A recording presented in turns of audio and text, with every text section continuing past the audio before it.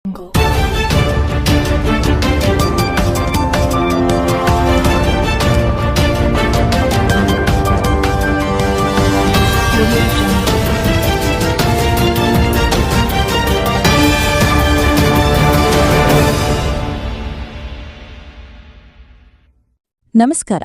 ಹೊನ್ನಕಿರಣ news ಚಾನೆಲ್ಗೆ ಸ್ವಾಗತ. KPCC ವಕ್ತಾರರಾದ S M Patil ಗಣಿಹಾರ್ ಅವರ ನೇತೃತ್ವದಲ್ಲಿ ಶನಿವಾರ ಪತ್ರಿಕಾಗೋಷ್ಠಿ ಹಮ್ಮಿಕೊಳ್ಳಲಾಯಿತು. ಸಂಘ ಪರಿವಾರ ಕೆಣಕಿದವರು ಉಳಿದಿಲ್ಲ ಎಂಬ ವಿಜಯಪುರ ಸಂಸದರ ಮಾತು ಸತ್ಯ. ಅನೇಕ ವಿಚಾರವಾದಿಗಳ ಹತ್ಯೆ ನಡೆದಿರುವುದನ್ನು ನೋಡಿದರೆ ಸಂಸದ ರಮೇಶ ಜಿಗಜಿಣಗಿ ಅವರ ಹೇಳಿಕೆ ಸತ್ಯ ಎಂದು ತೋರುತ್ತದೆ ಎಂದು ಕಾಂಗ್ರೆಸ್ ವಕ್ತಾರ ಎಸ್ಎಂ ಪಾಟೀಲ್ ಗಣಿಹಾರ್ ಹೇಳಿದರು. ಸುದ್ದಿಗೋಷ್ಠಿಯಲ್ಲಿ ಮಾತನಾಡಿದ ಅವರು, ಪನ್ಸಾರೆ, ನರೇಂದ್ರ ದಾಬೋಲ್ಕರ್, ಗೌರಿ ಲಂಕೇಶ ಸೇರಿದಂತೆ ಅನೇಕ ವೈಚಾರಿಕವಾದಿಗಳ ಹತ್ಯೆ ನಡೆದಿರುವ ಹಿನ್ನೆಲೆಯಲ್ಲಿ ಈ ಎಚ್ಚರಿಕೆ ಮಾತು ಹೇಳುವ ಮೂಲಕ ಸಂಸದ ರಮೇಶ ಜಿಗಜಿಣಗಿ ಅವರು ಸಂಘ ಪರಿವಾರದ ನೈಜ ಮುಖವನ್ನು ಬಿಚ್ಚಿಟ್ಟಿದ್ದಾರೆ ಎಂದರು. ಪತ್ರಿಕಾಗೋಷ್ಠಿ ಸಂದರ್ಭದಲ್ಲಿ ಕೆಪಿಸಿಸಿ ವಕ್ತಾರ್ ಎಸ್ಎಂ ಪಾಟೀಲ್ ಗಣಿಹಾರ್, ವಸಂತ್ ಹೊನಮೋಡಿ, ನಾಗರಾಜ್ ಲಂಬು ಉಪಸ್ಥಿತರಿದ್ದರು. ಲೈಕ್ ಮಾಡಿ, ಶೇರ್ ಮಾಡಿ, ಸಬ್ಸ್ಕ್ರೈಬ್ ಮಾಡುವುದನ್ನ ಮರಿಬೇಡಿ. ನೋಡ್ತಾ ಇರಿ ಹೊನ್ನಕಿರಣ ನ್ಯೂಸ್ ಕರ್ನಾಟಕ. ಶ್ರೀ ನಾಗರಾಜ್ ಲಂಬು ಕಾಂಗ್ರೆಸ್ ಯುವ ಮುಖಂಡರು, ಶ್ರೀ ವಸಂತ್ ಹೊನಮೋಡೆ ಪ್ರಧಾನ ಕಾರ್ಯದರ್ಶಿಗಳು, ಜಿಲ್ಲಾ ಕಾಂಗ್ರೆಸ್ ಸಮಿತಿ ಬಿಜಾಪುರ.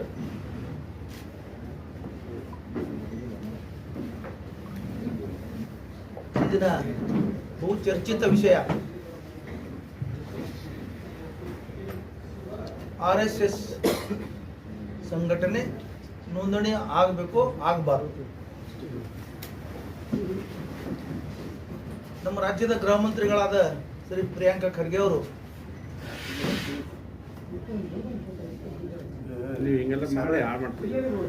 ಅಲ್ಲ ಮತ್ತೊಮ್ಮೆ ಚಾಲು ಮಾಡ್ತಾರೆ, ಕೆಲವರು ಮುಂದೆ ಕರಿಬೇಕಾಗ್ತದ.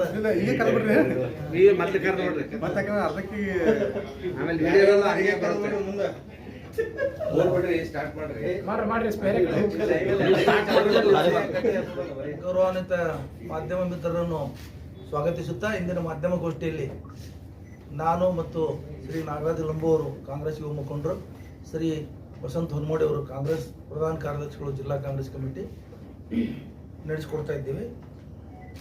ಇಂದಿನ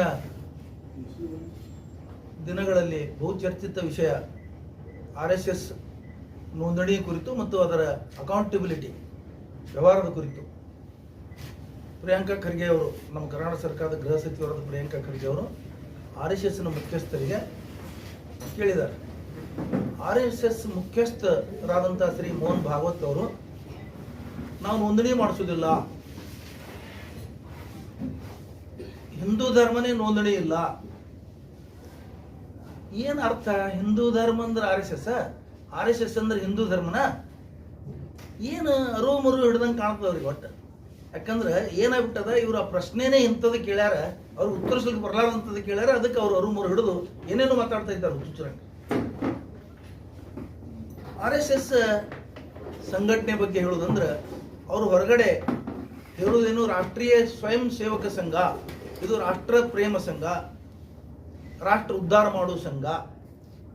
ರಾಷ್ಟ್ರ ಉದ್ಧಾರ ಮಾಡುವ ಸಂಘಗಳು ಚಟುವಟಿಕೆ ಏನಿದೆ ದೇಶದಲ್ಲಿ ಇವತ್ತು ನಿಮ್ಮಿಂದರಿಗೆ ಬಿಚ್ಚಿ ಹೇಳಬೇಕಂದ್ರೆ,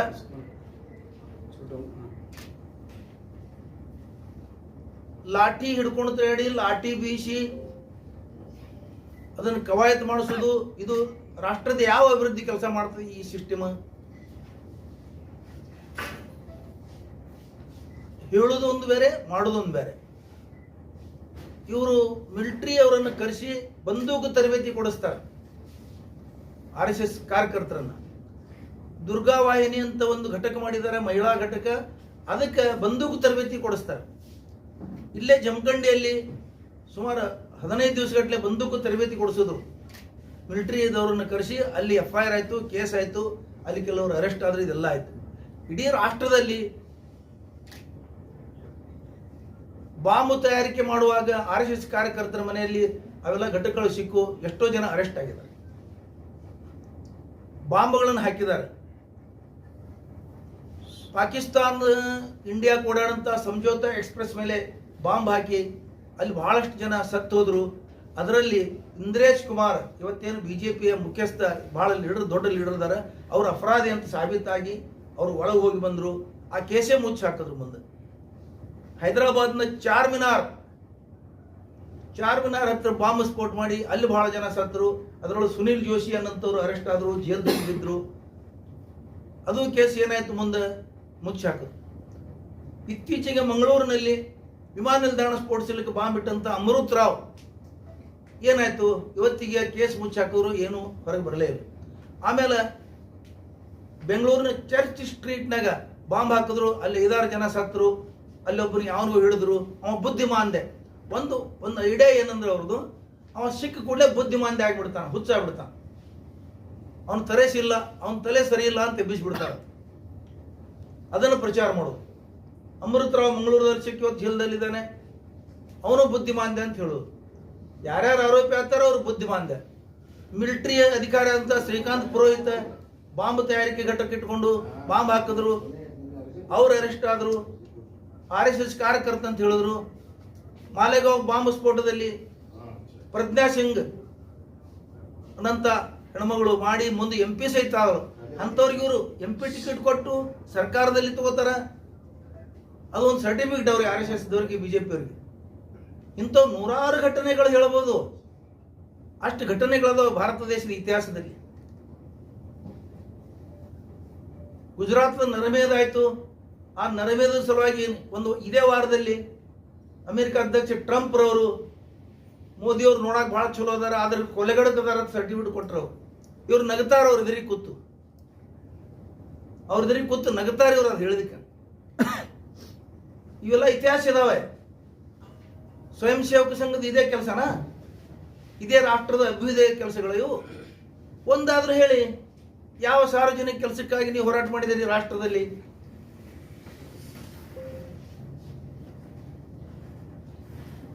ಸ್ವಯಂ ಸೇವಕ ಸಂಘ ಅಂದ್ರೆ ಅವ್ರದ್ದು ಸ್ವಯಂ ಅಭಿವೃದ್ಧಿ ಆಗ್ಬೇಕು, ಅವರಿಗೆ, ಸಂಘದವರಿಗೆ. ಅವ್ರ ಸ್ವಯಂ ಸಂಘದವ್ರಿಗೆ ಸ್ವಯಂ ಬಿಟ್ಟರೆ ಏನೂ ಇಲ್ಲ. ಇನ್ನು ರಿಜಿಸ್ಟ್ರೇಷನ್ ಬಗ್ಗೆ ಕೇಳಿದ್ದಾರೆ ಖರ್ಗೆ ಅವರು. ಅದಕ್ಕೆ ರಿಜಿಸ್ಟ್ರೇಷನ್ ಅವಶ್ಯಕತೆ ಇಲ್ಲ ಅಂತ ಬಹಳ ಜನ ಹೇಳ್ತಿದ್ದಾರೆ. ಮೋಹನ್ ಭಾಗವತ್ ಅವರು ಹೇಳಿದ್ದಾರೆ. ಆಮೇಲೆ ಇನ್ನೊಂದೇನು ಹೇಳ್ಯಾರಂದ್ರೆ, ಸ್ವಾತಂತ್ರ್ಯ ಪೂರ್ವದಲ್ಲಿ ನಮ್ಮದು ಇದು ಸಂಘ ಹುಟ್ಟಿದೆ, ಅದಕ್ಕೆ ಅವಶ್ಯಕತೆ ಇಲ್ಲ, ಅವಾಗ ರಿಜಿಸ್ಟ್ರೇಷನ್ ಇರಲಿಲ್ಲ ಅಂತ ಹೇಳಿದ್ದಾರೆ. ಸ್ವಾಮಿ, ನಾವೊಂದು ವಿಷಯ ಹೇಳ್ತೀನಿ ನಿಮಗೆ. ಯಾವಾಗ ಬ್ರಿಟಿಷ್ ಸರ್ಕಾರ ಇಲ್ಲಿ ಬಂತು, 1860ರಲ್ಲೇನೆ ಆಕ್ಟ್ ಮಾಡಿದ್ದಾರೆ. ಅದು ರಿಜಿಸ್ಟ್ರೇಷನ್ ಆಕ್ಟೇ 1860, 1860 ಆಕ್ಟ್ ಹೆಸರೇ ಅದು. ರಾಮಕೃಷ್ಣ ಮಿಷನ್ ಯಾವಾಗ ರಿಜಿಸ್ಟ್ರೇಷನ್ ಆಯಿತು? 18ನೇ ಶತಮಾನದಲ್ಲೇ ಆಯ್ತದು.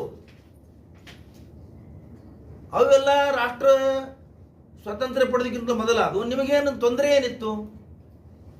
ಈ ನಮ್ಮದೇ ಒಂದು ಸಂಸ್ಥೆ 1937-38ರಲ್ಲಿ ನಮ್ಮದು ಸಿಂದಗಿ ಅಂಜುಮನ್ ಶಿಕ್ಷಣ ಸಂಸ್ಥೆ ರಿಜಿಸ್ಟ್ರೇಷನ್ ಆಗಿದೆ. ಇವತ್ತಿಗೂ ಅದು ನಡೆಸ್ಕೊಂಡು ಹೋಗ್ತಾ ಇದ್ದೀವಿ ನಾವು. ಸ್ವಾತಂತ್ರ್ಯ ಪೂರ್ವದಲ್ಲಿ ರಿಜಿಸ್ಟ್ರೇಷನ್ ಇರಲಿಲ್ಲ ಅಂತ ಸುಳ್ಳು ಹೇಳೋದು, ಹಿಂದೂ ಧರ್ಮ ರಿಜಿಸ್ಟ್ರೇಷನ್ ಆಗಿಲ್ಲ ಅಂತ ಹೇಳಿ ಉಡಾಫೆ ಮಾತು ಹೇಳೋದು, ಇದು ಶೋಭೆನಾ? ನಾವು ಸರ್ಕಾರದ ಹಣ ತಗೊಂಡಿಲ್ಲ. ಎಷ್ಟು ಸರ್ಕಾರದ ಆಸ್ತಿಗಳು ನಿಮ್ಗೆ ಮಂಜೂರಾಗ್ಯಾವನು ತೆಗಿಬೇಕು, ಸರ್ಕಾರ ಚೌಕಸಿ ಮಾಡಬೇಕು. ಇದೇ ಖರ್ಗೆ ಅವರು, ಗೃಹ ಮಂತ್ರಿಗಳು, ಬೆಂಗಳೂರು ಸುತ್ತಮುತ್ತ ಎಷ್ಟು 1000 ಎಕರೆ ಆಸ್ತಿಗಳನ್ನು ಇವರು ನುಂಗಿದ್ದಾರೆ. ಶಿಕ್ಷಣ ಸಂಸ್ಥೆ ಹೆಸರುಗಳಲ್ಲೇ ನೋಡಬೇಕು.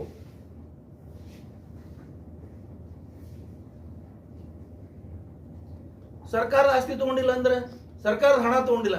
55 ಕೋಟಿ ರೂಪಾಯಿ ಇವತ್ತು ಡಿಕ್ಲೇರ್ ಆಗಿದೆ. 55 ಕೋಟಿ ರೂಪಾಯಿ ಅವರು ಸಂರಕ್ಷಣೆ ಖರ್ಚು ಮಾಡ್ತಾ ಇದ್ದಾರೆ, ಸೆಕ್ಯೂರಿಟಿಗೆ. ನೀವೇ ಸಂರಕ್ಷಣೆ, ಸ್ವಯಂ ಸೇವಕರು, ಸ್ವಯಂ ಸಂಘ, ನೀವೇ ಸಂರಕ್ಷಣೆ ಕೊಡೋರು, ನೀವೇ ಬಂದೂಕು ಹಾರಿಸೋರು, ನೀವೇ ಬಾಂಬ್ ಇಟ್ಕೊಳ್ಳೋರು, ನಿಮಗೆ ಸಂರಕ್ಷಣೆನಾ? 68,000 ಶಾಖೆಗಳು, ಲಕ್ಷಾಂತರ ಕಾರ್ಯಕರ್ತರು, ನಿಮಗೆ ಸಂರಕ್ಷಣೆ ಇಲ್ವಾ? ನೀವು ಸರ್ಕಾರದಿಂದ ಮತ್ತೆ Z+ ಸಂರಕ್ಷಣೆ ಬೇಕು ನಿಮಗೆ? ಎಂತ ನಾಚಿಕೆಡು ವಿಷಯಗಳಿವೆಲ್ಲ. ಮತ್ತೆ ಇದಕ್ಕೆ ಪರ ವಿರೋಧ, ಸುಪ್ರೀಂ ಕೋರ್ಟ್ ನ್ಯಾಯವಾದಿಗಳು, ಹೈಕೋರ್ಟ್ ನ್ಯಾಯವಾದಿಗಳು, ಎಂತ ಮಾನಗೇಡಿ ಕೆಲಸಗಳು ಇವಂದ್ರೆ ಮಾತಾಡ್ತಾರೆ ಅಂತ ಹೇಳಿದ್ರೆ, ಒಬ್ಬರು ಹೇಳ್ತಾನೆ ಅದು ಅವಶ್ಯಕತೆ ಇಲ್ಲ. ನ್ಯಾಯಾಲಯಗಳು ಹೇಳ್ತಾ ಇದ್ದಾವೆ. ಸಂತೋಷ್ ಹೆಗಡೆ ಅಂತವ್ರು ನೋಂದಣಿ ಅವಶ್ಯಕತೆ ಇಲ್ಲ ಅಂತ ಹೇಳಿದ್ದಾರೆ ಇವರು ಸುಪ್ರೀಂ ಕೋರ್ಟ್ ಮಾಜಿ ಜಡ್ಜ್. ನಮ್ಗೆ ನಾಚಿಕೆ ಬರ್ತಾ ಇದೆ ಹೇಳಕ್, ನಮಗೆ ನಾಚಿಕೆ ಬರ್ತಾ ಇದೆ ಈ ಮಾತು ಹೇಳಕ್. ಸುಪ್ರೀಂ ಕೋರ್ಟ್ ಜಡ್ಜ್, ಒಬ್ರು ಒಳ್ಳೆ ಜಡ್ಜ್ ಅನಿಸ್ಕೊಂಡವರು, ಲೋಕಾಯುಕ್ತ ಇದ್ದವರು, RSS ನೋಂದಣಿ ಅವಶ್ಯಕತೆ ಇಲ್ಲ. ಮತ್ತೆ ಎದ್ರ ಏನು ಅವಶ್ಯಕತೆ ಇದೆ? ಹಂಗಾರೆ ಹವಾಲಾದವ್ರಿಗೆ ಯಾಕೆ ನೋಂದಣಿ ಮಾಡ್ತೀರಿ? ಅವ್ರಿಗೆ ಯಾಕೆ ಅರೆಸ್ಟ್ ಮಾಡ್ತೀರಿ? ಇಡಿ ಬಿಟಿ ಐಟಿ ಬಿಟಿ ಯಾಕೆ ಬಿಡ್ತಾ ಇದ್ದೀರಿ? ಲೆಕ್ಕಕ್ಕೆ ಪತ್ರ ಕೇಳಬಾರ್ದು ಅಂದ್ರೆ ನಿಮಗೆ ಕೇಳಬಾರ್ದು ಅಂದ್ರೆ ಅವ್ರಿಗೂ ಕೇಳಬಾರ್ದು. ಮೋಹನ್ ಭಾಗವತ್ ಅವ್ರು ಹೇಳ್ತಾರೆ, ನಮಗೆ ವಿನಾಯಿತಿ ಇದೆ. ವಿನಾಯಿತಿ ಯಾರಿಗಿರ್ತದೆ? ಅಶಕ್ತರು ಕೂಡಿ ಮಾಡಿದಂಥ ಸಂಘಗಳಿಗೆ, ಪ್ರಬಲರು ಸಬಲರು ಕೂಡಿ ಮಾಡಿದಂಥ ಸಂಘ ಸಂಸ್ಥೆಗಳಿಗೆ ರಿಯಾಯಿತಿ ಇರುವುದಿಲ್ಲ. ರಿಯಾಯಿತಿ ಕೆಳಗೆ ನೀವು ನುಸುಳುಕೊಳಕ್ಕೆ ಹೋಗಬೇಡಿ. 400 ಕೋಟಿ ರೂಪಾಯಿ ಖರ್ಚು ಮಾಡಿ ದೆಹಲಿಯಲ್ಲಿ ಭವನ ಕಟ್ಟಿದ್ದೀರಿ. ಅದು ಯಾರ ಹೆಸರಲ್ಲಿದೆ? ಹಂಗಾದ್ರೆ ನೋಂದಣಿ ಇಲ್ಲ ಅಂದ್ರೆ ಯಾರ ಹೆಸರಲ್ಲೇ ಇದೆ? ಬೇಕಲ್ಲ, ಹೆಸರು ಬೇಕಲ್ಲ. ಅದಕ್ಕೊಂದು ನೋಂದಣಿನೇ ಇಲ್ಲ ಅಂದ್ರೆ ನಿಮ್ದು ಹೆಸರು ಬೇಕಲ್ಲ. ಯಾರು ವ್ಯಕ್ತಿಗಳ? ಹಂಗಾರೆ ನಿಮ್ ಖಾಸಗಿ ಆಸ್ತಿಗಳ? 100 ವರ್ಷದಲ್ಲಿ ಕೇವಲ 6 ಜನ ಸರಸಂಘ ಸಂಚಾಲಕರಾಗಿದ್ದಾರೆ. ಅವರೆಲ್ಲ ಮೇಲ್ವರ್ಗದ ಜನ, ಎಲ್ಲ ಅವರ ಹೆಸರಲ್ಲೇ ಇದಾವ ಆಸ್ತಿಗಳು. ದೇಣಿಗೆ ಕೊಡ್ತಾರೆ, ದಾನ ಕೊಡ್ತಾರೆ ಅಂದ್ರೆ ಅದಕ್ಕೂ ಲೆಕ್ಕ ಕೊಡಬೇಕು. ಈ ದೇಶದಲ್ಲಿರೋರು ಅದಕ್ಕೂ ಲೆಕ್ಕ ಕೊಡಬೇಕು, ಅದಕ್ಕೂ ಕಾಗದ ಪತ್ರ ಕೊಡಬೇಕು. ನೀವು SIR ಮಾಡಿ ಕಾಗದ ಪತ್ರ ಕೇಳ್ತಾ ಇದ್ದೀರಿ ಜನರಿಗೆ. ಇದು ಯಾವ ಕಾನೂನು? ನೀವು 2002ರಲ್ಲಿ ಮತ ಹಾಕಿದ್ರಲ್ಲಿ ಕೊಡಿ, 2002ರಲ್ಲಿ ಕೊಡಿ, ನಿಮ್ಮ ಜನ ದಾಖಲೆ ಕೊಡಿ. ನಿಮ್ಮ ಹತ್ರ ದಾಖಲೆ ಇಲ್ಲ. ಮೊದಲ ನೀವು ದಾಖಲೆ ಇಲ್ಲದೆ ಇದ್ದೀರಿ ಇವತ್ತು ಈ ದೇಶದಲ್ಲಿ. ನೀವು ಇನ್ನೊಬ್ಬರಿಗೆ ದಾಖಲೆಗಳು ಕೇಳ್ತಾ ಇದ್ರಿ. ಇದು ಯಾವ ಕಾನೂನು?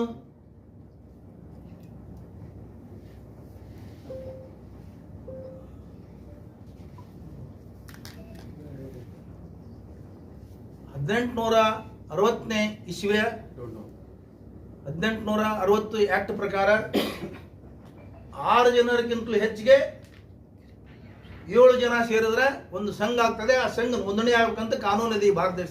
ಸಂವಿಧಾನದಲ್ಲಿ ಬರ್ತಿಲ್ಲ. ಸಂವಿಧಾನ ಇದೆ, ಎಲ್ಲ ಬರೆಯಕ್ಕಾಗಲ್ಲ ಸಂವಿಧಾನದಲ್ಲಿ.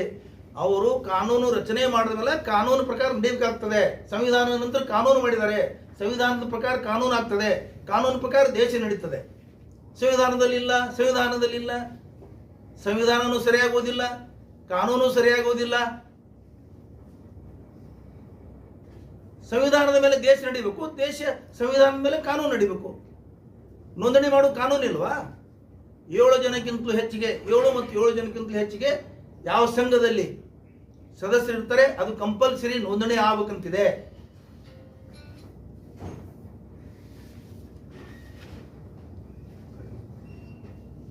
ಆಮೇಲೆ ಯಾಕೆ ನೋಂದಣಿ ಮಾಡ್ತಾ ಇಲ್ಲ ಅನ್ನೋದು ಬಹಳ ಮಹತ್ವದ ವಿಷಯ. ಅವರು ಸಣ್ಣ ಮಕ್ಕಳನ್ನ ಅದರೊಳಗೆ ಸೇರಿಸ್ತಾರೆ ಸದಸ್ಯರಾಗಿ. ನೋಂದಣಿ ಕಾಯ್ದೆ ಪ್ರಕಾರ 18 ವರ್ಷಕ್ಕಿಂತಲೂ ಮೇಲ್ಪಟ್ಟು ಇದ್ದಾಗ ಮಾತ್ರ ಸದಸ್ಯ ಆಗಲಿಕ್ಕೆ ಬರ್ತದೆ. ಇದು ಒಂದು ಬುಕ್ ಇದೆ, ನರಕದ ಗರ್ಭಗುಡಿಯಲ್ಲಿ. ಇದರ ಬರಹಗಾರ ಯಾರು? ಸುದೇಶ್ ಮಿನ್ನಿ, ಯಾರು ಮುಸ್ಲಿಮರಲ್ಲ. ಇದರ ಅನುವಾದಕರು PKP ಕೃಷ್ಣ. ಇದು 2016ರಿಂದ ಈ ಬುಕ್ಕು ಮಾರ್ಕೆಟ್ದಲ್ಲಿದೆ. ಎಲ್ಲರ ಬಹಳ ಜನ ಓದಿದ್ದಾರೆ. ಈ ಬುಕ್ನಲ್ಲಿ ಸ್ಪಷ್ಟವಾಗಿ ಹೇಳ್ತಾರೆ ಅವರು 5 ರಿಂದ 6 ವರ್ಷ ನಂತರ ಹುಡುಗರಿಗೆ, 5 ರಿಂದ 6ನೇ ಹುಡುಗರಿಗೆ ಅವರು ಅದರೊಳಗೆ ಸೇರಿಸ್ಕೊಂಡು ಕವಾಯತು ಮಾಡಿ ಇಷ್ಟಿಟ್ಟು ಹುಡುಗರಿಗೆ ನಾನು ಫೋಟೋ ತೋರಿಸ್ತೀನಿ. ಅವ್ರಿಗೆ ಬಂದೂಕ್ ತರಬೇತಿ, ಡ್ರೆಸ್ ಹಾಕೋದು, ಇವೆಲ್ಲ ಯಾಕೆ ಬೇಕು? ಹಂಗಾರ ಸ್ವಯಂ ಸೇವಕ ಸಂಘದ ಕೆಲಸ ಇದು? ದೇಶದ ಅಭಿವೃದ್ಧಿಗಾಗಿ ಇದು ಕೆಲಸನ? ಸಣ್ಣ ಮಕ್ಕಳಿಗೆ ಅವ್ರಿಗೆ ಡ್ರೆಸ್ ತೊಡಿಸಿ ಅವ್ರ ಕೈ ಬಂದೂಕ್ ಕೊಟ್ಟು ತರಬೇತಿ ಕೊಡ್ತಾ ಇದ್ದೀರಿ. ಇದು ಯಾವ ದೇಶದ ಅಭಿವೃದ್ಧಿ ಕೆಲಸ? ಇದು ದೇಶ ಪ್ರೇಮಿ ಕೆಲಸನ? ಬಂದೂಕ್ ತರಬೇತಿ ಕೊಡೋದು ದೇಶ ಪ್ರೇಮನ? ಈ ಬುಕ್ನಲ್ಲಿ ಸ್ಪಷ್ಟವಾಗಿ ಹೇಳ್ತಾರೆ ಅವರು. ನನಗೆ ತಗೊಂಡು ಹೋದ್ರು. ನಾನು 25 ವರ್ಷಗಳ ಕಾಲ ಈ ದೇಶದಲ್ಲಿ ಎಲ್ಲ ಸುತ್ತಾಡಿ ಪ್ರಚಾರಕನಾಗಿ ಕೆಲಸ ಮಾಡಿ ನಾನು ಅದರಿಂದ ಹೊರಗೆ ಬಂದಿದ್ದೇನೆ. ಅದರ ಹೆಸರೇ ನರಕದ ಗರ್ಭಗುಡಿಯಲ್ಲಿ.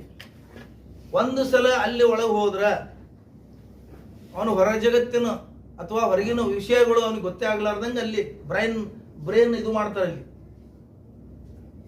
ಇಲ್ಲೇನು ಜಿಗಿಜಿನಿಗೆ ಅವರು, ಬಸವರಾಜ ಬೊಮ್ಮಾಯಿ ಅವರು RSS ಬಗ್ಗೆ ಮಾತಾಡ್ತಾರೆ. ಇವ್ರಿಗೆ ಏನು ಗೊತ್ತೇ ಇಲ್ಲ, ಗೇಟೇ ನೋಡಿಲ್ಲ ಇವರು. ಒಳಗೆ ಹೋಗೋದು ದೂರಿ ಉಳಿತು, ಗೇಟಿನ ಹತ್ರನೇ ಬಿಟ್ಟಿಲ್ಲ ಇವರಿಗೆ. ಆಮೇಲೆ AK ಸುಬ್ಬಯ್ಯನವರು ಈ ರಾಜ್ಯದ ಸರ್ಕಾರದ ವಿರೋಧ ಪಕ್ಷದ ನಾಯಕರು. ಅವ್ರ ಲೈಫ್ ಇಡೀ ಜೀವನ ಎಲ್ಲ RSS BJP ಜೊತೆ ಇದ್ದು ಅವರು ಅಲ್ಲಿ ಎಲ್ಲ ಒಳಗಿನ ಅಸಹ್ಯಕರ ಘಟನೆಗಳು, ಸಮಸ್ಯೆಗಳನ್ನು ನೋಡಿ ಅವರು ಹೊರಗೆ ಬಂದು ಅವರು ಒಂದು ಬುಕ್ ಬರೆದಾರ.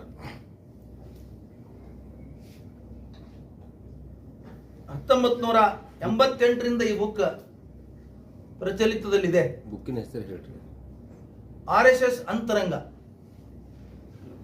ಆಮೇಲೆ ದೇವನೂರು ಮಹಾದೇವ್ ಅವರು RSS ಆಳ ಮತ್ತು ಅಗಲತ್ ಬರೆದರು. ಅದು ಇದ್ರಲ್ಲಿ ಇತ್ತೀಚೆಗೆ ಇವು ಸುಳ್ಳಿದ್ದು ಅಂದ್ರೆ ನೀವು ಬ್ಯಾನ್ ಮಾಡಿಸ್ಬೇಕಾಗಿತ್ತಲ್ಲ, ಕೋರ್ಟ್ಗೆ ಹೋಗ್ಬೇಕಾಗಿತ್ತಲ್ಲ. ಇವು ಚಾಲೆಂಜ್ ಮಾಡಿಲ್ಲಲ್ಲ ನೀವು. ಇವ್ರ ಲೇಖನಗಳು ಚಾಲೆಂಜ್ ಮಾಡಬೇಕಾಗಿತ್ತು. RSS ದವರು ಯಾರು ಸತ್ಯ ಹೇಳ್ತಾರ, ಅದು ಸತ್ಯ ಹೊರಗೆ ತರ್ತಾರ, ಅವ್ರಿಗೆ ಕೆಣಕಲು ತಯಾರಿಲ್ಲ ಅವರು.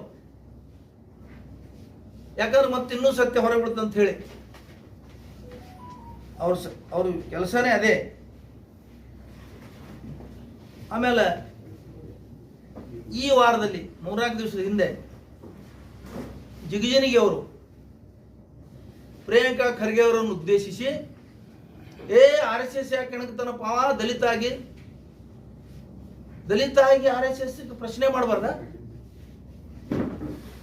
ನೀವು 40 ವರ್ಷಗಳ ಕಾಲ ಸಚಿವರಾಗಿ, ಶಾಸಕರಾಗಿ, ಸಂಸದರಾಗಿ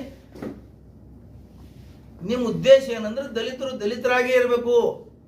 ಡಾಕ್ಟರ್ ಬಾಬಾ ಸಾಹೇಬ್ ಅಂಬೇಡ್ಕರ್ ಅವರು ದಲಿತರು ಮುಖ್ಯವಾಹಿನಿಯಲ್ಲಿ ಬರಲಿ, ಮುಖ್ಯ ಪ್ರವಾಹದಲ್ಲಿ ಇರಲಿ ಅಂತ ಹೇಳ್ಕೊಂಡು ಮೀಸಲಾತಿ ಕೊಟ್ಟಿದ್ದಾರೆ. ಆ ಮೀಸಲಾತಿ ಮೇಲೆ ನೀವು MP, MLA, ಮಂತ್ರಿ ಆಗಿದ್ದೀರಿ. ನಿಮ್ಮ ಅರಿವಿಗೆ ಬರೋದಿಲ್ವಾ ಉಳಿದ ದಲಿತರು ಮೇಲೆ ಬರಲಪ್ಪ ಅಂತ ಹೇಳಿ? ನಿಮಗೆ ಆ ಉದ್ದೇಶ ಇಲ್ಲ. ಅದನ್ನು ಪ್ರಿಯಾಂಕಾ ಖರ್ಗೆ ಅವರಿಗೆ ಹೆದರಿಸಿಬಿಡೋದು. ದಲಿತರು RSS ಮುಟ್ಟೋದು ಉಳಿದಿಲ್ಲ. ಭಾಳ ಕರೆಕ್ಟ್ ಹೇಳಿದಾರ ಅವರು, ಭಾಳ ಕರೆಕ್ಟ್ ಹೇಳಿದಾರೆ. ಯಾಕಂತ ಕೇಳಿದ್ರೆ ಅವ್ರ ಮಾತನ್ನು ನಾನು ಸಹಮತ ವ್ಯಕ್ತಪಡಿಸ್ತೀನಿ. ಅದು ಯಾಕಂತ ಕೇಳಿದ್ರೆ ನಿಜ ಅದ. ಮಹಾರಾಷ್ಟ್ರದಲ್ಲಿ ಸಾಹಿತಿ ದಾಬೋಲ್ಕರ್ ಕೊಲೆ ಆಯಿತು, ಪನ್ಸಾರಿ ಅವ್ರ ಕೊಲೆ ಆಯಿತು. ಇವರೆಲ್ಲ RSS ಕೆಣಕದವ್ರೆ. ಎಂ ಕಲಬುರ್ಗಿ ಕೊಲೆ ಆಯಿತು, ಡಾಕ್ಟರ್ ಎಂ ಕಲಬುರ್ಗಿ ಅವ್ರದ್ದು. ಗೌರಿ ಲಂಕೇಶ್ ಅವ್ರ ಕೊಲೆ ಆಯಿತು. ಇವರೆಲ್ಲ RSS ಕೆಣಕದವ್ರೆ.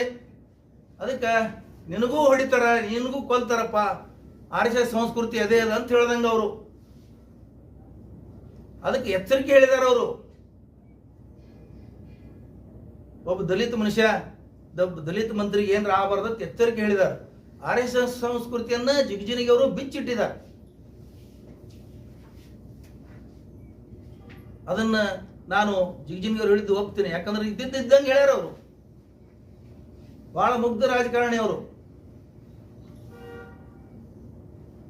ಅದಕ್ಕೆ ಅವ್ರು ಇದ್ದಂಗೆ ಹೇಳ್ಯಾರ. ನಾವು ಅವ್ರ ಮಾತಿಗೆ ಸಹಮತ ವ್ಯಕ್ತಪಡಿಸ್ತೀವಿ.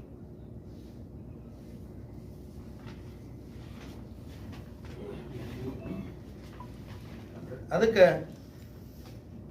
ಇನ್ನೊಂದು ವಿಷಯ, ಈ ಘಟನೆ ನಡೆದ ಮೂಲಕ ನಮ್ಮ ರಾಜ್ಯದ BJP ಅಧ್ಯಕ್ಷರಾದ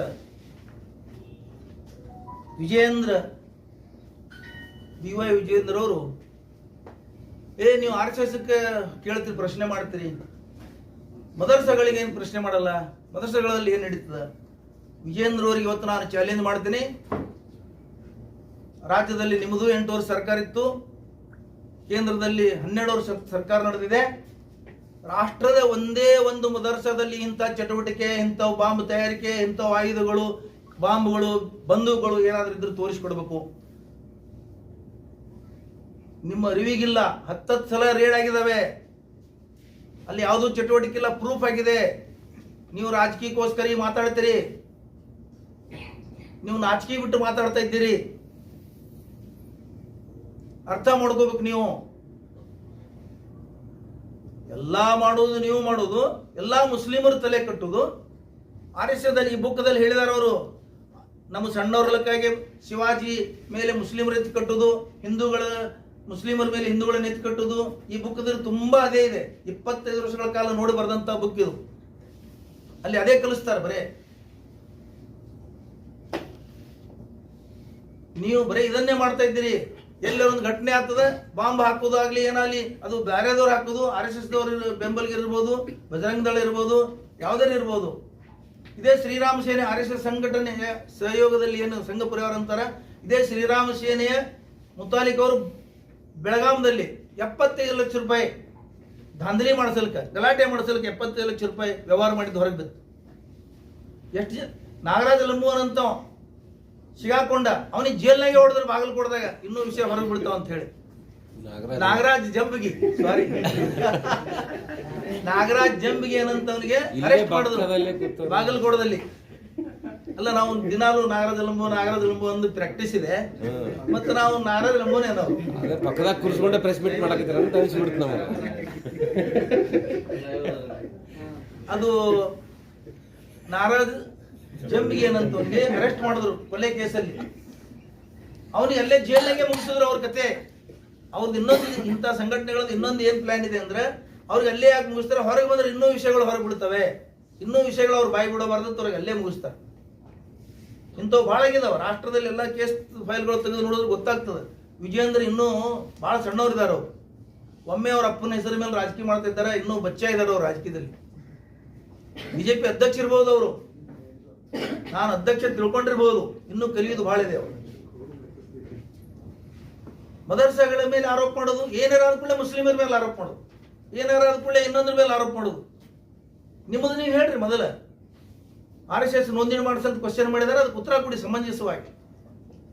ಮದರ್ಸೆಗಳು ನೋಂದಣಿನೇ ಇದಾವ, ಒಂದೇ ಒಂದು ಮದರ್ಸೆ ತೋರಿಸ್ಬಿಡಿ ಈ ದೇಶದಲ್ಲಿ. ನಾನು 10 ವರ್ಷದಿಂದ ಈ ಮಾತು ಹೇಳಿದ್ದೀನಿ, ಇವತ್ತು ಈ ಮಾತಾಡ್ತಾ ಇದ್ದೀನಿ. ಆಯ್ತ್ರಿ, ನಾಗರಾಜ ಲಂಬೂರ್ ಒಂದೆರಡು ಮಾತಾಡ್ತಾರೆ, ಆಮೇಲೆ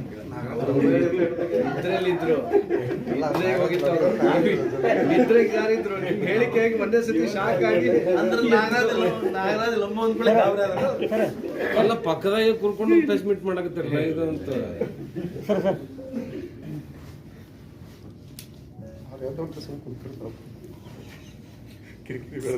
ಇವತ್ತಿನ ದಿವಸ ಏನು ಎಸ್.ಎಂ. ಪಾಟೀಲ್ ಅವರು ಏನು RSS ಬಗ್ಗೆ ಹಾಗೂ ಏನು ಪ್ರಿಯಾಂಕ ಖರ್ಗೆ ಅವರು ಏನು ಗೃಹ ಸಚಿವರು ಆದ ನಂತರ ಈ ದೇಶದಲ್ಲೇ ಏನು ಸಂಚಲನ ಮೂಡಿದೆಯಲ್ಲ, ಈ ದೇಶದಲ್ಲಿ ಸಂಚಲನ ಮೂಡಿದ ನಂತರ RSS ದವ್ರಿಗೆ ನೆಮ್ಮದಿನೇ ಇಲ್ಲಾರ್ದಂಗೆ ಆಗ್ಯದ. ಯಾಕಪ್ಪ ಅಂದ್ರೆ ಯಾವುದೇ ಒಂದು ಸಂಘ ಸಂಸ್ಥೆ ಯಾವುದೇ ಒಂದು ರಿಜಿಸ್ಟರ್ ಮಾಡಬೇಕಾಗ್ತದೆ. ಯಾಕಂದ್ರೆ 7 ಮಂದಿ ಇದ್ದು ಕಿಶಿಂದ ಯಾವುದೇ ಒಂದು ಸಂಘ ಮತ್ತು ಯಾವುದೇ ಒಂದು ಸಮಾಜದಲ್ಲಿ ಯಾವುದೇ ಚಟುವಟಿಕೆ ಮಾಡಬೇಕಾದ್ರೆ ಅದನ್ನು ಸಂಘವನ್ನು ಸರ್ಕಾರ ಅಧೀನದಲ್ಲಿದ್ದಂಥ DR ಆಫೀಸ್ದಲ್ಲಿ ಹೋಗಿ ನೋಂದಣಿ ಮಾಡಬೇಕಾಗ್ತದೆ. ಜಿಲ್ಲಾವಾರ ರಾಜ್ಯದಲ್ಲೇನು ಕಿಶನ್ ರಾಜ್ಯ ಮಟ್ಟದಲ್ಲಿ ಮಾಡಬೇಕಾಗ್ತದೆ. ದೇಶದಲ್ಲಿ ಮಾಡಬೇಕಾದ್ರೆ ರಾಷ್ಟ್ರದಲ್ಲಿ ಮಾಡಿ ಕಿಶನ್ ಸಂಘ ರಿಜಿಸ್ಟರ್ ಮಾಡಿ ಅದನ್ನ ಯಾವುದೇ ಒಂದು ಸಣ್ಣ ಕೆಲಸ ಮಾಡಿದ್ರೆ ಅದನ್ನ ಒಂದು ಕಾನೂನು ಚೌಕಟ್ಟಿನಲ್ಲಿ ಇರಬೇಕಾಗ್ತದೆ. ಈಗ ನಮ್ಮ ದೇಶದಲ್ಲಿ ಸರ್ಕಾರಗಳು ಹೆಂಗದಪ್ಪ ಅಂದ್ರೆ ಯಾವ ಜಿಸ್ಕಿ ಲಾಟಿ ಉಸ್ಕಿ ಬೇಸ್ ಅಂದ್ರೆ ಈಗೇನು ಯಾರು ಬಲಾಢ್ಯ ಮತ್ತು ಆತಂಕದ ಒಂದು ಏನು ಸೃಷ್ಟಿ ಮಾಡ್ತಾರಲ್ಲ, RSS ಅಂದ್ರೆ ಏನು, ಇದು ಸಮಾಜದಲ್ಲೇ ಒಂದು ಆತಂಕ ಭಯ ಹುಟ್ಟಿಸಂತ ಒಂದು ಸಂಘಟನೆ. ಯಾಕಪ್ಪ ಅಂದ್ರೆ ಅಲ್ಲಿ ಲಾಠಿ ಹಿಡಿದು ತಲವಾರ ಹಿಡಿದು ಬಂದೂಕ ಹಿಡಿದು ಈಗ ಎಷ್ಟೋ ಜನ ಭಯಪ ಸಂಘಟನೆ ಅಂತ ಹೆಸರಿಗೆ ಮಾತ್ರ ಇವ್ರು ಓಪನ್ ಸಮಾಜದಲ್ಲಿನೇ ಮಾಡ್ತಾರೆ. ಇವರು ಲಾಠಿ ಹಿಡ್ಕೊಂಡು ಓಣಿ ತಿರುಗಾಡ್ದು, ಸಿಟಿಯಲ್ಲಿ ತಿರುಗಾಡ್ದು ಭಯ ಹುಟ್ಟೋದಿಲ್ಲ ಜನರಿಗೆ. ಹೀಗಾಗಿ ಅದ್ರ ರಿಜಿಸ್ಟ್ರೇಷನ್ ಮಾಡಿದ್ರ ಮುಂಚೆನೂ ಯಾರು ಇರ್ತಾರ ಅವ್ರ ಮ್ಯಾಗ ಕಾನೂನು ಚೌಕಟ್ಟಿನಲ್ಲಿ ಯಾವುದೇ ಒಂದು ಘಟನೆ ಆದ್ರೂ ಅದಕ್ಕೆ ಅವ್ರ ಮ್ಯಾಗ ಕಾನೂನು ಕ್ರಮ ತಗೋಬೇಕಾಗ್ತದೆ. ಅದಕ್ಕಂತೇಳಿ ಅದನ್ನ ಮಾಡಲ್ಲ, ಯಾರು ಮಾಡಿದ್ರಲ್ಲ ಯಾವ RSS ಇರ್ತಾವ ಅಲ್ಲವ ಈ ತರ ಹೇಳಿ ಜಾರ್ಕೊಂತ ಇದು ಆಗಿದೆ. ಯಾಕಪ್ಪ RSS ದೇಶ ಪ್ರೇಮಿ ಅಂತ ಹೇಳ್ತಾರ. ಏನ್ ದೇಶ ಪ್ರೇಮಿ ಅವ್ರದ್ದು? ಒಂದು ಭಾರತ ಜೆಂಡಾಕ್ಕೆ ಬೆಲೆ ಕೊಡಂಗಿಲ್ಲ, ಆಮೇಲೆ ಜನಗಣ ಮನ ಅಂತೂ ಒಂದೂ ದಿವಸ ನಾವು ನೋಡಿಲ್ಲ RSS ಸಂಘದಲ್ಲಿ. ಸಂವಿಧಾನಕ್ಕೆ ಮತ್ತು ಏನಪ್ಪ ಈ ದೇಶದಲ್ಲಿ ಸಂವಿಧಾನ ಏನಿದೆಯಲ್ಲ ಎಲ್ಲ ಜನಾಂಗದ ಎಲ್ಲ ಧರ್ಮದವ್ರಿಗಿದೆ. ಹಾಗೆ RSS ಈ ದೇಶದ ಏನು ರಾಷ್ಟ್ರೀಯ ಒಂದು ಏನೋ ಒಂದು ಹೇಳ್ತಾ ಇದೆಯಲ್ಲ, ನಾವು ರಾಷ್ಟ್ರ ಅಭಿಮಾನಿಗಳು ಭಾಳ ಅಂತೇಳಿ ಸಂವಿಧಾನ ಮುಖಾಂತರ ಯಾಕೆ ಅವರು ಮಾಡ್ತಾ ಇಲ್ಲ? ಯಾಕಂದ್ರೆ ನಾಗ್ಪುರದಲ್ಲಿ ನೀವು ನಾಗ್ಪುರ RSS ಸಂಘ ಇದೆಯಲ್ಲ, ಇನ್ನೂವರೆಗೆ ಇಲ್ಲಿ ಜೆಂಡಾ ಇಲ್ಲ. ಈಗ ಎಲ್ಲ ಸಂಘ ಸಂಸ್ಥೆಗಳು ಕಂಪಲ್ಸರಿ ಭಾರತ ಜೆಂಡಾವನ್ನ ಹಾರಿಸ್ತಾರೆ. ಒಂದು ದಿವಸ ಅಲ್ಲಿ RSS ಕಚೇರಿ ಮ್ಯಾಗೆ ಜೆಂಡಾ ಹಾರಿಸೋ ಉದಾಹರಣೆ ಇದೆಯಾ? ಇಲ್ಲ. ಇವರು ಭಯವನ್ನು ಸಮಾಜದಲ್ಲಿ ಭಯವನ್ನು ಹುಟ್ಟಿಸಂತ ಸಂಘಟನೆ. ಈ ಸಂಘಟನೆ ನೋಡು, ಈಗ ಪ್ರಿಯಾಂಕ್ ಖರ್ಗೆ ಅವರು ಏನು ಒಂದು ನಿಲುವು ತಗೊಂಡಾರಲ್ಲ, ಅದು ನಮ್ಮ ಈಗ ಸಮಾನ ದೃಷ್ಟಿ ಒಳಗ ಸಮಾನತೆ ಬಯಸೋರು, ಏನು ಈ ದೇಶವನ್ನು ಉಳಿಬೇಕಂತ ಅನ್ನೋಂಥ ಜನ ಅವ್ರ ಹಿನ್ನೆಲೆ ಎಲ್ಲರೂ ಸಪೋರ್ಟ್ ಮಾಡ್ತಾರ. ಹೀಗಾಗಿ ಈಗ ಏನೇ ಇದ್ರು RSS ದವರು ಈಗ ಜಿಲ್ಲಾನೇ ಆಗಲಿ ರಾಜ್ಯದಲ್ಲೇ ಆಗಲಿ ಅದು ನೋಂದಣಿ ಆಗಬೇಕು. ಯಾಕಂದ್ರೆ ಎಲ್ಲರ ಕರ್ತವ್ಯ ಇದೆ. ಕ್ವಶನ್ ಮಾಡಬೇಕು ನೀವು. ಯಾಕಂದ್ರೆ ಈಗ ಆರ್ ಎಸ್ ಇದ್ದಲ್ಲಿ ಯಾರಪ್ಪ ಅದಾರಪ್ಪ ಗೊತ್ತದ, ಮುಂಚೂಣಿ ಒಳಗಿದ್ದವ್ರಂತಲ್ಲ ಎಲ್ಲರೂ ಬ್ರಾಹ್ಮಣರೇ ಅದಾರ. ಇವು ಶೂದ್ರ ಯಾರಾದ್ರೂ ಅನ್ನೋದು ನಿಮ್ಗೆ ಅರ್ಧ ಮಂದಿಗೆ ಗೊತ್ತಿರ್ಲಿಲ್ಲ. ಶೂದ್ರ ಅಂದ್ರೆ ಏನು ಎಲ್ಲಾರು ಏನ್ ತಿಳ್ಕೊತಾರ, ದಲಿತರಲ್ಲಪ್ಪ. ಶೂದ್ರ ಅಂದ್ರ ಲಿಂಗಾಯತ ಕಮ್ಯುನಿಟಿ, ಅತಿ ಶೂದ್ರ ಅಂದ್ರ ದಲಿತರು. ಹಿಂಗಾಗಿ ನೀವು ಶೂದ್ರರು ಏನದಿರಿ, ನಿಮ್ಮ ಈ ದೇಶದ ನಿಮ್ಗೆ ಈ ನಿಲುವು ಏನದ, ಈ ದೇಶದ ಏನ್ ನಿಮಗೆ ಇದು ಕೊಟ್ಟದ ಅನ್ನೋದು ನೀವು ತಿಳ್ಕೊಬೇಕು. ಯಾಕಂದ್ರೆ ಇತಿಹಾಸವನ್ನು ಬಲ್ಲವನು ಇತಿಹಾಸ ಸೃಷ್ಟಿ ಮಾಡ್ತಾನ. ಹಂಗಾಗಿ ಪ್ರಿಯಾಂಕ್ ಅವರು ದಲಿತರಲ್ಲ, ಅವರು ಈ ದೇಶದ ಇತಿಹಾಸವನ್ನು ತಿಳ್ಕೊಂಡಾರ. ಅದಕ್ಕೆ ಒಂದು ಇತಿಹಾಸವನ್ನು ನಿರ್ಮಿಸಲತ್ತಾರ. ಯಾಕಂದ್ರೆ ಕ್ವಶನ್ ಮಾಡೋ ಹಕ್ಕಿದೆ ಎಲ್ಲರಿಗೆ, ಕಾನೂನು ಚೌಕಟ್ಟಿನಲ್ಲಿ ಮತ್ತು ಸಂವಿಧಾನದಲ್ಲಿ ಮಾತಾಡುವ ಹಕ್ಕಿದೆ. ಹೀಗಾಗಿ ಅವ್ರ ಕಾನೂನು ಚೌಕಟ್ಟಿನಲ್ಲಿ ಕೇಳ್ತಾ ಇದ್ದಾರೆ. ಹಿಂಗಾಗಿ ನಾವು ಎಲ್ಲರಿಗೆ ಅವರಿಗೆ ಒಂದು ಸಪೋರ್ಟ್ ಇದೆ ಅಂತ ಹೇಳ್ತಾ ನನ್ನ ಮಾತನ್ನು ಮುಗಿಸ್ತೇನೆ. ಈಗ ಈ ದೇಶದಲ್ಲಿ ಸರ್ಕಾರಿ ಕಾರ್ಪೊರೇಷನ್ಗಳಿದಾವೆ. ಏನು ಮೋದಿಯವರು ಮಾರಾಟ ಮಾಡಿದ್ರಲ್ಲ 12 ವರ್ಷಗಳಲ್ಲಿ, ಅವೆಲ್ಲ ನೋಂದಣಿ ಆಗಿದಾವೆ. ಸರ್ಕಾರದ ಸಂಸ್ಥೆಗಳಿದ್ರು ಸಹಿತ ಅವೆಲ್ಲ ನೋಂದಣಿ ಮಾಡಿದ್ದಾರೆ. Just like BPL, Bharat petroleum limited, IOC, ಇವೆಲ್ಲ ನೋಂದಣಿ ಇದಾವೆ. ಕಾರ್ಪೊರೇಟ್ ವಲಯದಲ್ಲಿ ನೋಂದಣಿ ಆಗ್ಯಾವ. KVJNL ಕಾರ್ಪೊರೇಟ್ ವಲಯದಲ್ಲಿ, ಕಾರ್ಪೊರೇಷನ್ ನಿಗಮ ಮಂಡಳಿ ಎಲ್ಲ ನೋಂದಣಿ ಅದಾವ. ಸರ್ಕಾರದಿಂದ ನೋಂದಣಿ ಮಾಡಲಾರ್ದೆ ಬಿಡ್ಬೋದಾಗಿತ್ತಲ್ಲ ಅವರು. ಅವೆಲ್ಲ ಲೆಕ್ಕಪತ್ರ ಕೊಡ್ತಾವ. ಸರ್ಕಾರೇತರ ಸಂಸ್ಥೆ NGO, ನಾನ್ ಗೌರ್ಮೆಂಟ್ ಆರ್ಗನೈಸೇಷನ್, ಗೌರ್ಮೆಂಟ್ ಆರ್ಗನೈಸೇಷನ್ಗಳೇ ಅದ್ರ ಹೆಸರು ಎಲ್ಲಿ ಆರ್ಗನೈಸೇಷನ್ ಬರ್ತದೆ ಅಲ್ಲಿ ನೋಂದಣಿ ಆಗೋದು. ನಾನ್ ಗೌರ್ಮೆಂಟ್ ಆರ್ಗನೈಸೇಷನ್ ಇವೆಲ್ಲ RSS ಇರ್ಬೋದು, ಶಿಕ್ಷಣ ಸಂಸ್ಥೆ ಇರ್ಬೋದು. ಇವನ್ ಅಲ್ರಿ ಇಸ್ಪೇಟ್ ಆಡೋ ಕ್ಲಬ್ಬಿಗೆ ನೋಂದಣಿ ಮಾಡಿಸ್ಬೇಕು. ಡ್ರಿಂಕ್ಸ್ ಮಾಡಂತ, ಮದ್ಯಪಾನ ಮಾಡಂತ ಕ್ಲಬ್ಗಳಿದಾವೆ ಕೆಲವು, ಅವಕ್ಕೂ ನೋಂದಣಿ ಮಾಡಿಸ್ಬೇಕು. ಎಲ್ಲದಕ್ಕೂ ನೋಂದಣಿ.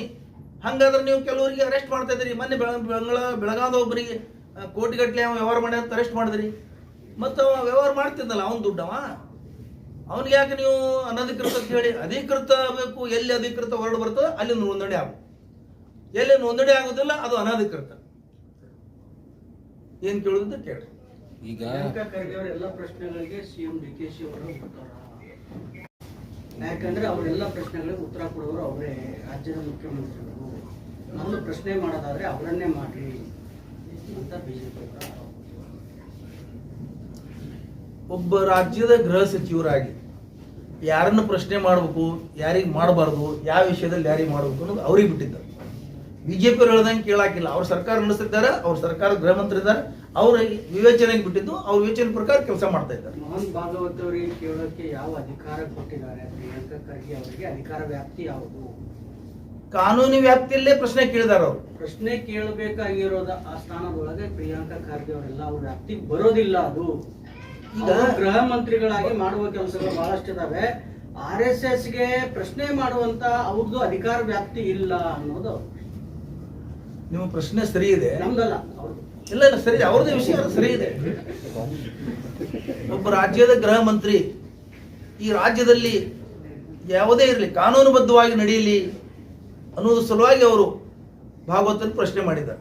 ಭಾಗವತ್ ಅವ್ರಿಗೆ ಖರ್ಗೆ ಪ್ರಶ್ನೆ ಮಾಡಬಾರ್ದಂದ್ರೆ ಭಾಗವತ್ ಅವರ RSS ಸಂಘಟನೆ ಕರ್ನಾಟಕದಲ್ಲಿ ಇರದೇ ಇದ್ರೆ, ಆ ಸಂಘಟನೆ ಚಟುವಟಿಕೆ ಕರ್ನಾಟಕದಲ್ಲಿ ಇರದೇ ಇದ್ರೆ ಅವ್ರು ಪ್ರಶ್ನೆ ಮಾಡ್ತಿರ್ಲಿಲ್ಲ.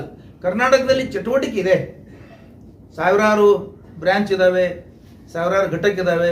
ನಾವು RSS ಅಂತ ತಿಳ್ಕೊಂಡು ಹೇಳಿದ್ರಲ್ಲ ಆಗ್ಲೇ, ಬಡಿಗೆ ಹಿಡ್ಕೊಂಡು ಕವಾಯತ್ತ ಗಲ್ಲಿಗಲ್ಲಿ ತಿರುಗಾಡ್ತೀರಿ. ಬಂದೋಬಸ್ತ್ ಸರ್ಕಾರದ ಕೊಡಬೇಕಾಗ್ತದೆ. ಈಗ ಸುಪ್ರೀಂ ಕೋರ್ಟ್ ಒಂದು ಆರ್ಡರ್ ಮಾಡಿದೆ, ಯಾರು ಪ್ರತಿಭಟನೆ ಸಭೆ ಸಮಾರಂಭ ಏನು ಮಾಡ್ತಾರೆ ಅಥವಾ ಇಂಥವು ಕವಾಯತ್ ಇರ್ಬೋದು, ಅವು ನಡೆಸಲಿಕ್ಕೆ ಪರ್ಮಿಷನ್ ಕೊಡ್ಬೇಕಾದ್ರೆ ಜವಾಬ್ದಾರಿತವಾಗಿ ಅಫಿಡೇಟ್ ಕೊಡಬೇಕು, ಮುಚ್ಚಳಿಕೆ ಬರ್ಕೊಡ್ಬೇಕು, ಏನಾದ್ರೂ ಜವಾಬ್ದಾರಿ ಅಂತೇಳಿ. ಸಂಘಟನೆ ರಿಜಿಸ್ಟ್ರೇಷನ್ ಇಲ್ಲ ಅಂದ್ರೆ, ಅದಕ್ಕೆ ಮುಖ್ಯಸ್ಥನೇ ಇಲ್ಲ ಅಂದ್ರೆ ಯಾರು ಬರ್ಕೊಡ್ಬೇಕು ಮುಚ್ಚಳಿಕೆ? ಇವು ಎಲ್ಲ ಕಾನೂನು ಸಮಸ್ಯೆ ಬರ್ತಾವ. ಅದಕ್ಕೆ ಗೃಹ ಸಚಿವರು ಪ್ರಶ್ನೆ ಮಾಡಿದ್ರು. ಮೊಹರಂನಲ್ಲಿ ಬಡಿಗೆ ಹಿಡ್ಕೊಂಡು ಕುಣಿತಾರೆ, ಎಲ್ಲರೂ ರಿಜಿಸ್ಟ್ರೇಷನ್ ಮಾಡಿಸಿರ್ತಾರೆ. ಮೊಹರಂ ಬಡಿಗೆ ಹಿಡ್ಕೊಂಡು ಕುಣಿಯುವುದು ಅದು ಜಾತ್ರೆ ಕ್ಷೇತ್ರಗಳಲ್ಲಿ. ಇದು ಕೂಡ ಭಾರತದ ಜಾತ್ರೆ. ಇಲ್ಲಿ ಭಾರತ ಮಾತೆ ಭವ್ಯ ಮೆರವಣಿಗೆನ ರಸ್ತೆಗಳಲ್ಲಿ ಮಾಡ್ತಾ ಇದ್ದಾರೆ. RSS ಅನ್ನೋದು ಮೂರ್ತ ಸ್ವರೂಪದಲ್ಲಿಲ್ಲ, ಅಮೂರ್ತವಾಗಿರೋದು ಅಂತ. ಅಮೂರ್ತ ನಡೆಯಂಗಿಲ್ಲ, ಮೂರ್ತ ಸ್ವರೂಪ ಬೇಕಿದಕ್ಕ ಸರ್ಕಾರಕ್ಕೆ. ಅಮೂರ್ತ ಅದೃಶ್ಯ ಅದು ಅಲ್ಲಿ ನಡೆಯಂಗಿಲ್ಲ. ಇದಕ್ಕೆ ಅದೃಶ್ಯ ಅಮೂರ್ತ ನಡೆಯಂಗಿಲ್ಲ, ನಡೆಯಂಗಿಲ್ಲ. ಏನಿದು ಖುಲ್ಲಾ ಇರೋ ಸರ್ಕಾರ ಅಲ್ಲಲ್ಲ, ಅದು ನಡೀತಾ ಇರೋದೇ ಖುಲ್ಲಾ ಮೈದಾನದಲ್ಲಿ. ಅವ್ರು ಮಾಡ್ತಾ ಇರೋದೇ ಅದೃಶ್ಯ. ಅವ್ರು ಹೇಳ್ತಾ ಇರೋದು ಅದು ಅವ್ರು ಮಾಡ್ತಾ ಇರೋದೇ ಅದೃಶ್ಯ. ವಿನಯ್ಗೆ ಬಿಜೆಪಿ ಪ್ರೆಸ್ ಮೀಟ್ ಅಲ್ಲಿ ಅದು ಹೇಳ್ತಾ ಇರೋದೇ ಮೈದಾನದಲ್ಲಿ ನಡೀತಾ ಇರ್ತಕ್ಕಂಥ ಮೈದಾನದಲ್ಲಿ ನಡೀತಾ ಇಲ್ಲ. ಮೈದಾನದಲ್ಲಿ ನಡೀತದೆ. ಯಾರು ನಡೆಸ್ತಾರೆ? ಅವರೇ 50 ಜನ 100 ಜನ 200 ಜನ ಅವರೇ ಇರ್ತಾರೆ ಅಲ್ಲಿ. ಸ್ವಯಂ ಸೇವಕ ಅವ್ರ ಹೆಸರಿಗೆ ಸರ ಮೈದಾನ ಹೆಸರಿಗೆ ಅದು ಅಲ್ಲಿ ನಡೆಯೋದೆಲ್ಲ ಗುಪ್ತ ಚಟುವಟಿಕೆನೆ. ಅವರು ಸಾರ್ವಜನಿಕರಿಗೆ ಪ್ರವೇಶ ಇಲ್ಲ ಅಲ್ಲಿ. ಇನ್ನೊಬ್ಬ ಬಂದು ಕೂಡುದಿಲ್ಲ, ಯಾರು ನೋಡುದಿಲ್ಲ. ಈಗ ಆಟ ಆಡ್ತಾರೆ ಕ್ರಿಕೆಟ್, ನಮ್ಮಂತವ್ರು 4 ಮಂದಿ ಹೋಗಿ ಕೂತ್ ನೋಡ್ತೀವಿ. ಇವ್ರು ಕವಾಯತ್ ಮಾಡ್ತಾರೆ, ಇವ್ರು ಯಾರು ಕವಾಯತ್ ನೋಡಿಲ್ಲ. ಇವ್ರ ಮಾತುಗಳು ಚಟುವಟಿಕೆಗಳು ಯಾರು ನೋಡಿಲ್ಲ ಇವತ್ತಿಗೆ. ಬೇರೆ ಸಂಘಟನೆ ಅವ್ರು ಜನರಿಗೆ ಕೂಡಿಸಿ ಮಾಡ್ತಾರೆ. ಎಲ್ಲೂ ಕೂಡ 4 ಗೋಡೆ ಮಧ್ಯೆ ಅಲ್ಲ, ಬಹಿರಂಗವಾಗಿ ಪಥ ಸಂಚಲನ ಮಾಡೋದು, ಮುಸಲ್ಮಾನರ ಹೂವಿನ ಹಾರ ಹಾಕಿ ಹೂವು ಚೆಲ್ಲಿ ಭಾವೈಕ್ಯತೆ ಮೆರೆಯುವಂತದ್ದು, ಇದೆಲ್ಲ ನಿಮ್ಗೆ ಹಂಗೆ ಅನಿಸ್ತದೆ? ಎಲ್ಲ ಕರೆಕ್ಟ್. ಮುಸಲ್ಮಾನರ ಯಾರು ಬೇಡ ಹಾಕಿ ಅವರನ್ನ ಹೂವು ಹಾಕ್ಲಿ, ಹೂವಿನ ಹಾರ ಹಾಕ್ಲಿ, ತುಂಬಾ ಆಯರಿ ಮಾಡ್ಲಿ, ನಮ್ದು ಸಹಮತಿ ಇದೆ. ಅದಕ್ಕ ನಾ ಹೇಳುದಿನು ಕಾನೂನುಬದ್ಧವಾಗಿ ಮಾಡಬೇಕು. ಏನ್ ಬೇಕಾದ್ ಮಾಡಕ್ ಬರ್ತದ? ಮುಸಲ್ಮಾನರು ಮಾಡ್ತಾರ ಅಂತೇಳಿ ಹಿಂದೂಗಳು ಮಾಡ್ತಾರ, ಮುಸಲ್ಮಾನರು ಏನ್ ಮಾಡಕ್ ಬರಲ್ಲ. ಅದು ಕಾನೂನುಬದ್ಧವಾಗಿ ಆಗ್ಬೇಕು. ಹೇಳ್ರಿ. ಸೋಫಾರ್ ನಿಮ್ದು ಸೆಂಟ್ರಲ್ ಗೌರ್ಮೆಂಟ್ ಎಷ್ಟು ವರ್ಷ ಇತ್ತು? 50 ವರ್ಷ. ಯಾಕೆ ಈ ಪ್ರಶ್ನೆ ಇನ್ನೊತ್ತನೆ ಎತ್ತಲಿಲ್ಲ? ಅದು ಅಲ್ಲೇ ಹೋಗಿ ಕೇಳ್ಬೇಕು ಅವ್ರಿಗೆ. ಹಂಗಲ್ರಿ, 70 ವರ್ಷ ನೀವು ರಾಜಕಾರಣ ಮಾಡ್ಬೇಕು ಕಾಂಗ್ರೆಸ್ನವರು. ಕೇಳ್ರಿ 70 ವರ್ಷ ನೀವು ಕಾಂಗ್ರೆಸ್ನವ್ರು ರಾಜಕಾರಣ ಮಾಡಿದ್ರಿ, ಹೇಳ್ಬಿಡ್ತೀರಿ. ಕೇಳ್ರಿ ಪೂರ ಪ್ರಶ್ನೆ ಕೇಳ್ರಿ. ಇಬ್ಬರಿಗೆ ಒಂದೇ ಉತ್ತರ. ಪ್ರಿಯಾಂಕಾ ಖರ್ಗೆ ಇವತ್ತು ಗೃಹ ಸಚಿವರು, ಅವತ್ತಿನ ಗೃಹ ಸಚಿವರು ಕೇಳ್ಬೇಕಾದ್ರೆ ನೀವು ಅಲ್ಲಿ ಹೋಗ್ಬೇಕು. ಅಲ್ಲಿ ಹೋದಾಗ ಕೇಳಿ. ಹಂಗಾದ್ರೆ ಇಷ್ಟು ವರ್ಷ ನಿಮ್ಮನ್ನ ಇಷ್ಟು ವರ್ಷ ಕಾಂಗ್ರೆಸ್ ಲೀಡರ್ಗಳು ಯಾರಿಗೂ ಆ ಶಕ್ತಿ ಇರ್ಲಿಲ್ವಾ? ಹಿಂದಕ್ಕೆ ಮನಮೋಹನ್ ಸಿಂಗ್ ಅವ್ರಿಗೆ ಕೇಳಬೇಕು, ಶಿವರಾಜ್ ಪಾಟೀಲ್ ಅವ್ರಿಗೆ ಕೇಳಬೇಕು, ಇಂದಿರಾ ಗಾಂಧಿ ಅವ್ರಿಗೆ ಕೇಳಬೇಕು, ನೆಹರು ಅವ್ರಿಗೆ ಕೇಳಬೇಕು. ಅಂದ್ರೆ ಇಂದಿರಾ ಗಾಂಧಿಯಿಂದ ಹಿಡಿದು ಇಲ್ಲಿವರೆಗೆ ಯಾರು ಪ್ರಧಾನಿಗಳು ಅವ್ರಿಗೆ ಯಾರಿಗೂ ಆ ಶಕ್ತಿ ಇರ್ಲಿಲ್ವಾ ಸರ್? ಹೇಳ್ರಿ, ಅವ್ರವ್ರು ತಮ್ಮ ವಿವೇಚನೆಗೆ ಬಂದಾಗ ಸರ್ಕಾರ ನಡೆಸ್ಯಾರ. ಅಂದ್ರೆ ಈ ಪ್ರಶ್ನೆ ಉದ್ಭವನೇ ಆಗ್ಲಿಲ್ವಾ? ನಿಮ್ ವಿವೇಚನೆ ಬಂದಂಗ ಒಟ್ಟು ಹೊಡಿದ್ರಿ ಗಾಡಿ. ಕಾನೂನು ಪ್ರಕಾರ ಸ್ವತಃ ಜವಾಹರ್ಲಾಲ್ ನೆಹರು ಅವರು ಅಧಿಕೃತ ಆಹ್ವಾನ ನೀಡಿದ್ರು RSS ಸಂಘಟನೆ. ಸುಳ್ಳು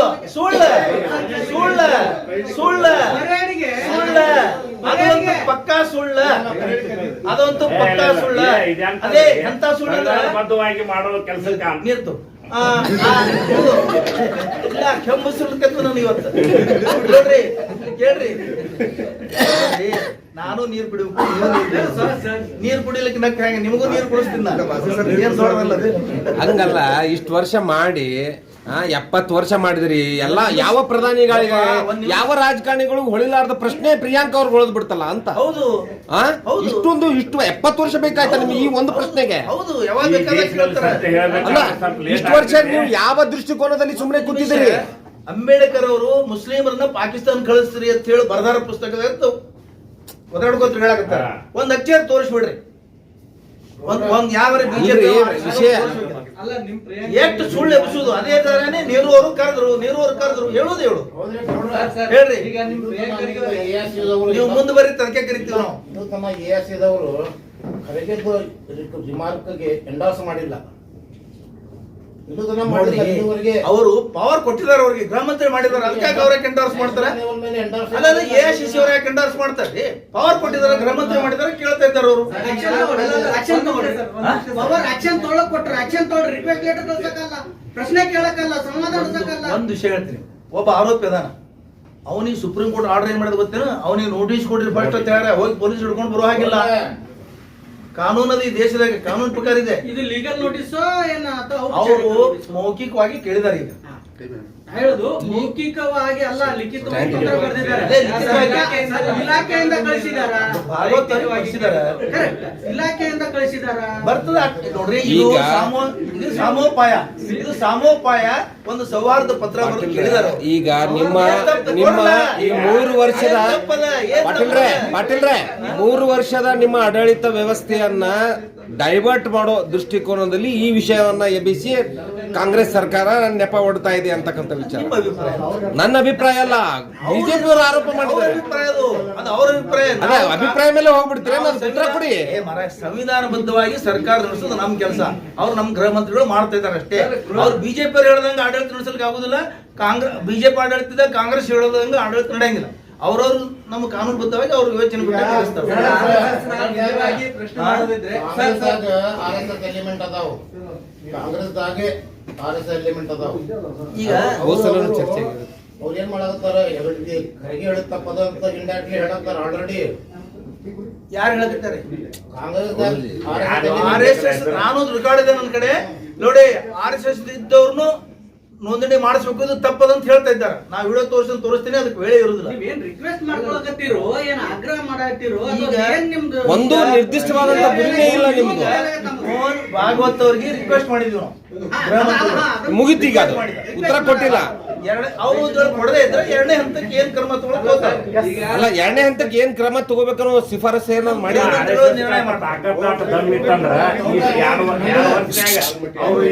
ರಾಜ್ಯದಲ್ಲಿ ಉತ್ತರ ಕೊಡ್ತಾರೆ. ಬರ್ರಿ ಭಂಡಾರ ಸರ್ ಮುಂದೆ ಬರ್ರಿ. ಈಗ ಹೇ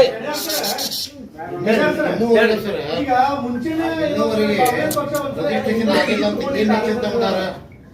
ಇನ್ನೂವರೆಗೆ ರಿಜಿಸ್ಟ್ರೇಷನ್ ಆಗಿಲ್ಲ ಅಂತ ಎಲೆಕ್ಷನ್ ಏನಾಗ್ಯದ ಮಾಡಿಸ್ತಾರೆ ಸರ್.